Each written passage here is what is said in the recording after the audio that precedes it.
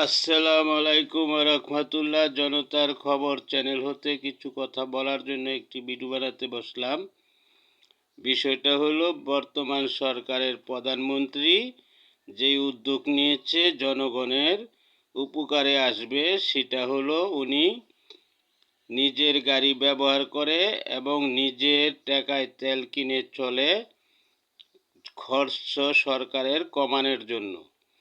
কিন্তু পাশাপাশি উনি প্রতিটি জেলা প্রশাসকের দিকে নজর রাখতে হবে এবং তাদেরকে মনিটর করতে হবে, কারণ প্রতিটি জেলা প্রশাসকে বিভিন্নভাবে ব্যয়বহুল খরচ করে এবং তাদের একটি নিজস্ব সরকারিভাবে একটি পান আছে, যেটার নাম হলো এলো পান।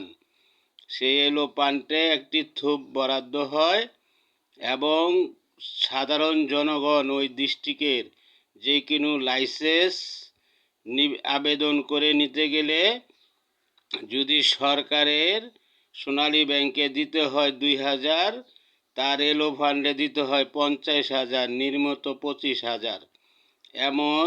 যেমন একটি ওয়াজ মাহফিলের পারমিশন আনতে গেলেও সেখানে টাকা দিতে হয় এলো ফান্ডে।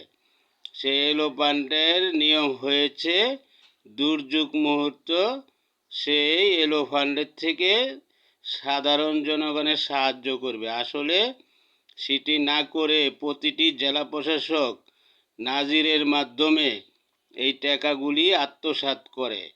যেমন কোটি কোটি টাকা বছরে এই এলো ফান্ডে জমা হয়, কিন্তু তার কোনো সঠিক হিসাব হয় না। আর এইভাবে তো সরকারের কাছ থেকে আরও সে বরাদ্দ পেতেছে। তাই মাননীয় প্রধানমন্ত্রী মহোদয়ের কাছে দৃষ্টি আকর্ষণ করি, প্রতিটি জেলা প্রশাসককে মনিটর করার জন্য এই এলো ফান্ডের টাকা কোথায় খরচ হয় তার সঠিক এই প্রমাণ এবং অডিট করে বার করার জন্য। আসসালামু আলাইকুম ওয়া রাহমাতুল্লাহ।